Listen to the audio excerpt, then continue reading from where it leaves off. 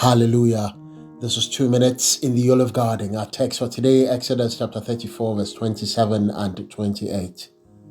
Then the Lord said to Moses, "Write down these words, for in accordance with these words I have made a covenant with you and with Israel." Moses was there with the Lord 40 days and 40 nights without eating bread or drinking water. And he wrote on the tablets the words of the covenant, the 10 Commandments. The he used here is quite ambiguous. We are not too sure whether the he was referring to Moses or to the Lord.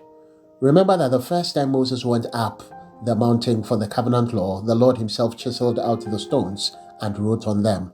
But this time round, Moses chiseled out the stones. So God formed the first stones, but Moses formed the second.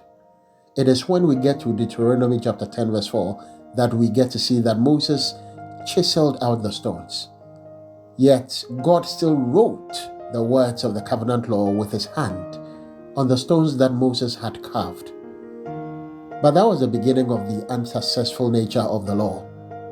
No wonder 2 Corinthians chapter 3 verse 6 says, "The old written covenant ends in death, but under the new covenant the Spirit gives life." Note what verse 27 says.